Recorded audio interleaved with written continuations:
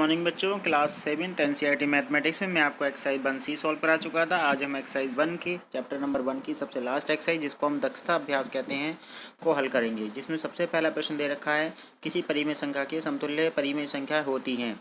यानी किसी अगर एक हमें परिमेय संख्या दे रखी है तो उसके हम कितनी समतुल्य संख्या ज्ञात कर सकते हैं। मान लीजिए कहीं पर 1/2 दे रखा है, इसके समतुल्य संख्या निकालेंगे तो हम ऊपर और नीचे 2 से गुणा कर देंगे।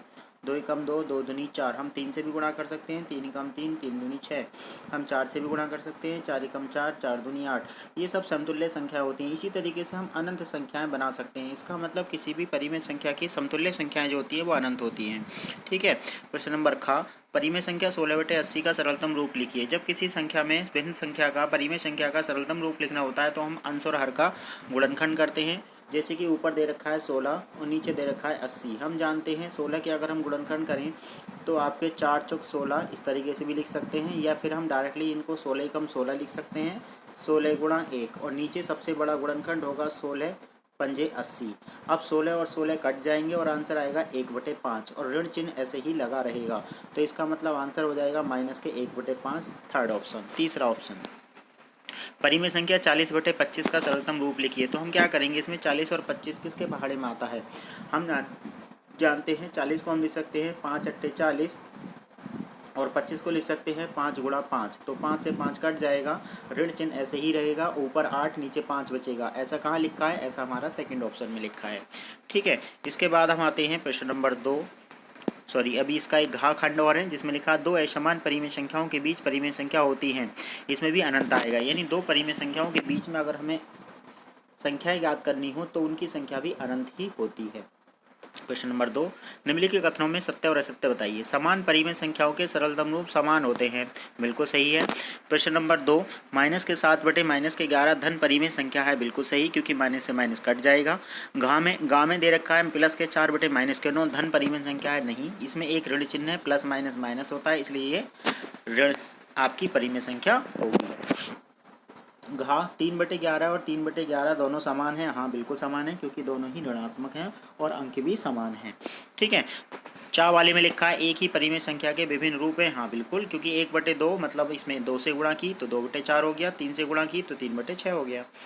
इसी तरीके से छा वाला भी आपका समान है, जिसमें एक बार 2 से गुणा की और एक बार 3 से गुणा की है। परिमेय संख्याएं क्या है, भिन्न परिमेय संख्या है। नहीं, ये गलत है। छह वाला गलत है, क्योंकि ये परिमेय संख्या भिन्न नहीं बल्कि समान है, और इन्होंने क्या कहा है, भिन्न है। तो ये भिन्न नहीं होंगी, समान होंगी। तो कथन क्या हो जाएगा, असत्य है। -4/5 और +4/5 समान परिमेय संख्या है। हाँ बिल्कुल, क्योंकि माइनस से माइनस कट जाएगा। सभी पूर्णांक परिमेय संख्या होती हैं। बिल्कुल सही। सभी परिमेय संख्या पूर्णांक होती हैं। गलत। 0/5 और 0/-3 समान परिमेय संख्या नहीं है। गलत। ये समान है, क्योंकि 0 जो होता है वो ना तो प्लस होता है ना माइनस होता है, 0 0 होता है, इसलिए यहाँ पे माइनस खत्म हो जाएगा और इसका आंसर भी 0 आएगा, इसका आंसर भी 0 आएगा। 2 असमान परिमेय संख्याओं के बीच अनंत परिमेय संख्या होती हैं। बिल्कुल सही। निम्नलिखित परिमेय संख्याओं को अवरोही क्रम में लिखिए। अवरोही क्रम में लिखने के लिए हम क्या करते हैं, इनके अंश या हर का हम लय से लेके इसको समान कर लेते। जैसे कि नीचे हमें संख्या दे रखी है 5 7 9 6, ये तो हम अंश या फिर हर को बराबर कर लेंगे, और इनका हर और अंश बराबर करने के बाद जो हमें मान बचेगा उसी हिसाब से हम इनको अवरोही और आरोही क्रम में लिखेंगे। जैसे कि 5 7 9 6, तो 5 7 9 6 हम इनका पहले लय से याद करेंगे, जिसमें सबसे पहले हम इसे 2 से भाग करेंगे। 5 ऐसी रहेगा, 7 भी ऐसी रहेगा, 9 भी ऐसी रहेगा, 2 3 6। अब इसे 3 से भाग करेंगे तो 5 ऐसी रहेगा, 7 ऐसी रहेगा, 3 3 9, 3 एकम 3। अब एक बार 3, एक बार 5 और एक बार 7 से गुणा होगी। ठीक है। तो ये हो जाएगा हमारा 2 3 6, 6 3 18, 18 5 90 और 9 7 63, यानी 630। अब 630 बनाने के लिए इन संख्याओं में किस किस संख्या से गुणा करेंगे, इसको आपको देख सकते हैं। एक तरीका ये भी होता है कि अगर ये हर में एलसीएम आपका बड़ा हो रहा है तो हम इसके अंश का भी एलसीएम ले सकते हैं, जैसे कि आपको यहाँ पर दिख रहा है। हम दूसरा तरीका भी समझेंगे, लेकिन यहाँ पर देखिए क्या लिखा है, 2 4 5 10 1।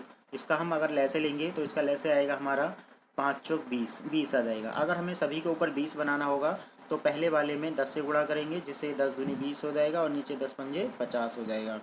फिर दूसरे वाले को अगर 20 बनाना हो तो 5 से गुणा करेंगे, 5 चौक 20 और नीचे 5 सत्ते 35 हो जाएगा। तीसरे वाले में अगर हमें 20 बनाना है तो 4 से गुणा करेंगे, 4 पंजे 20 और 4 ने 36 हो जाएगा। और इसमें हम 6 से 5 से गुणा करेंगे, जिसमें 5 एकम 5 और 5 छंग 20 से गुणा करेंगे, 20 से कम 20 और 20 छक्का 120 हो जाएगा। अब जो हर में संख्या अलग अलग हो और अंश बराबर हो तो वो संख्या उल्टा होती है, जो संख्या नीचे बड़ी होगी वो संख्या वास्तव में छोटी होती है। तो सबसे छोटी संख्या 120 होगी, यानी 20/120। उससे बड़ी संख्या 20/135, फिर उससे बड़ी संख्या 20/36 और सबसे छोटी संख्या होगी सबसे लास्ट वाली, जिसमें दिख रहा है आपको बटे में 120 है, तो सबसे छोटी संख्या होगी 1/6। आरोही क्रम में लिखना है तो सबसे बड़ा लिखना था पहले, तो यानी 20/5 जो कि आपकी दूसरी संख्या है। 4/7 सबसे बड़ी संख्या होगी। उससे छोटी संख्या होगी हमारी 36 वाली, यानी तीसरे नंबर की 5/9। उससे छोटी संख्या होगी आपकी सबसे पहली, यानी 2/5, और सबसे बड़ी संख्या होगी 1/6।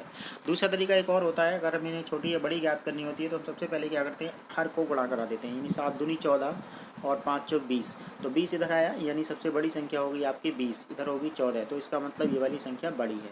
अब आगे बढ़ते हैं, बड़ी को तुलना करते हैं। अभी 9 चौक 36 और 7 पंजे 35, अभी भी 36 इधर वाली संख्या बड़ी है, 4/7। फिर हम आगे गुणा करेंगे, 6 चौक 24 और 7 एकम 7, अभी भी ये संख्या बड़ी है, तो 4/7 सबसे बड़ी संख्या हो गई। अब बाकी संख्याओं की हम तुलना करेंगे। 4/7 सबसे पहले लिख लेंगे, जिसमें सबसे बड़ी संख्या हो जाती है हमारी 4/7। चलिए अगली संख्या ज्ञात करने के लिए संख्या को काट देंगे। अब 9 दूनी 18, 5 पंजे 25, यानी ये संख्या बड़ी है। ठीक है, फिर हम इसकी तुलना से करेंगे, 6 पंजे 30, 9 एकम 9, अभी भी ये संख्या बड़ी है। तो इसके बाद आता है 5/9। अब बात करते हैं इन दोनों संख्याओं की। अब इसमें देखेंगे आप, 6 दूनी 12, 5 एकम 5, यानी 2/5 बड़ी है, तो पहले 2/5 लिखेंगे और सबसे लास्ट में 1/6 लिखेंगे। ठीक है, इस तरीके से हम इन सवालों को अपनी कॉपी में सॉल्व करेंगे।